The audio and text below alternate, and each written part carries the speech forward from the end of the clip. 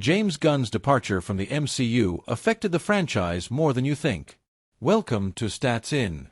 If you're just joining us, please subscribe and don't forget to turn on notifications bell for more video. After Gunn became the co-CEO of DC Studios, he became exclusively tied to that brand, meaning that he would no longer be involved with projects at Marvel Studios. It is no secret that the Guardians of the Galaxy trilogy writer and director formed close bonds with the stars of those movies, such as Chris Pratt, Zoe Saldana, Dave Bautista, Karen Gillan, Bradley Cooper, etc. After Gunn was fired by Marvel Studios, those actors openly signed a letter to have Gunn be brought back for Guardians of the Galaxy Volume 3.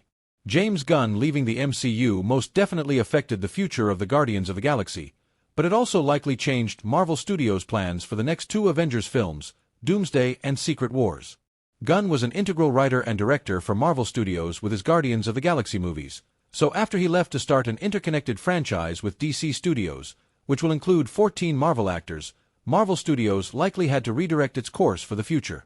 If Gunn had stayed on with Marvel Studios, the direction Marvel Studios would have taken with characters in the Guardians movies likely would have been different. Instead of Guardians 3 being an ending for some of those characters, they probably would have played an integral role in Avengers, Doomsday and Avengers, Secret Wars, potentially even being leaders of the Avengers in those films. However, because of Gunn's departure, Marvel Studios probably had to change course and make other characters in the universe more prominent since some of the Guardians wouldn't be available.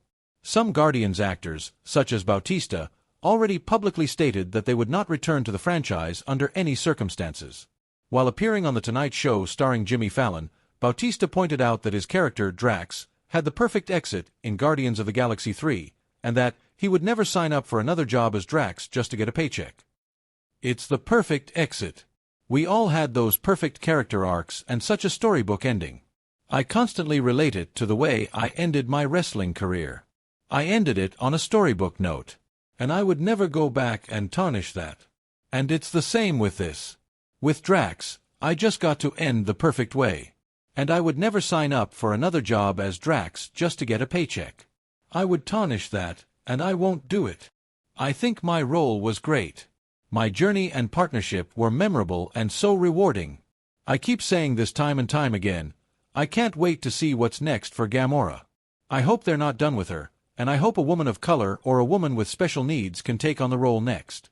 That would be incredible. Once again, it is hard to imagine that Saldana would not continue to play Gamora in at least the two upcoming Avengers films if Gunn were still attached to Marvel Studios. At the end of the day, Avengers, Doomsday and Avengers, Secret Wars may have initially looked a lot different when Marvel Studios first began planning for them and creating storyboards. Similar to Bautista, Zoe Saldana also recently confirmed that her time in the MCU is now over. Speaking to Variety, Saldana rejoiced in the time she had to play Gamora, but didn't want the character to be left alone. Instead, she was only speaking of her as an actress saying goodbye to the MCU, hoping that Gamora would be recast. In another instance, this time in an interview with The Wrap, Gunn even revealed that he was consulted for other MCU movies that he did not write or direct. I was consulting on everything. I was consulting on all the Marvel movies. Kevin would send me the script for Spider-Man, and I'd give my notes. He'd send me the script for Doctor Strange, Captain Marvel, and I'd give notes on all of those scripts. It is important to mention that Marvel Studios already had to make major changes to its plans a few years ago when James Gunn was fired. Before Guardians of the Galaxy Volume 3 went into production, Marvel Studios announced that they fired Gunn due to tweets he made many years prior. Before the company fired Gunn, the Guardians writer and director revealed in a Facebook Live video that his films would set up the next 10 to 20 years of Marvel movies. Guardians of the Galaxy Volume 3 will set up the next 10 to 20 years of Marvel movies and really expand the cosmic universe. So, it is almost a guarantee that Marvel Studios had to drastically change its plans after Gunn started his DC franchise. Those changes will undoubtedly be felt for years to come, but it is clear that they definitely affected Avengers, Doomsday and Avengers, Secret Wars. So, it is clear that Gunn was being set up to take over an executive role at Marvel Studios that would have entailed him leading the cosmic side of the MCU. However, after Gunn was fired, Marvel Studios immediately changed plans. Gunn wasn't in. Comic book movie fans will see many familiar faces in the DCU and MCU. Welcome to Stats In. If you're just joining us, please subscribe and don't forget to turn on notifications bell for more video.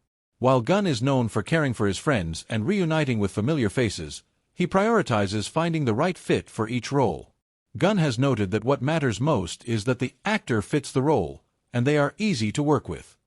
Still, not every major DCU star has Marvel ties.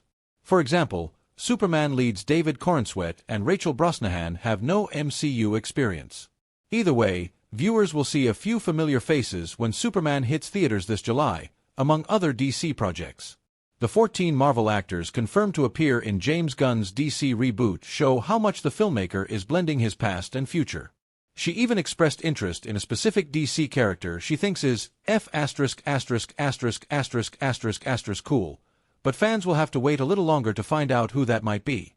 Palm Clementif hasn't officially joined James Gunn's DCU yet, but the odds are looking good. The Guardians of the Galaxy star confirmed that she and Gunn have had conversations and are making plans, though nothing is set in stone. She voiced Princess Ilana Rostovic in Creature Commandos, which premiered in December 2024 on Max and marked the new universe's official launch.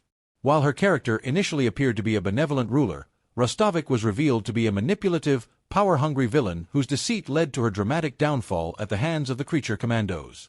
Maria Bakalova, known to Marvel fans as the voice of Cosmo the Space Dog, has already made the jump to James Gunn's DCU.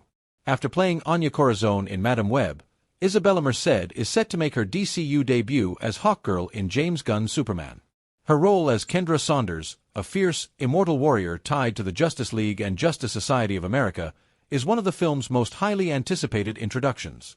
With experience now in both Marvel and DC, Merced is quickly becoming a rising star in the superhero genre and a new face of the HBO series The Last of Us. She voiced Princess Ilana Rostovic in Creature Commandos, which premiered in December 2024 on Max and marked the new universe's official launch.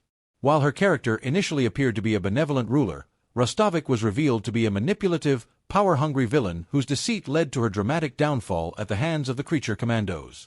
Fillion is already confirmed to reprise the role in the upcoming Lanterns TV series in 2026, making him one of the key recurring players in the new DCU.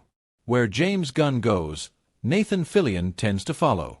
After minor appearances in all 3 Guardians of the Galaxy films, Fillion is now set to play the brash Green Lantern Guy Gardner in Superman. His tragic and violent take on the zombified monster made a strong impression, and with Season 2 of Creature Commandos confirmed, Harbour's DC tenure is just starting. David Harbour is actively balancing major roles in both the MCU and DCU.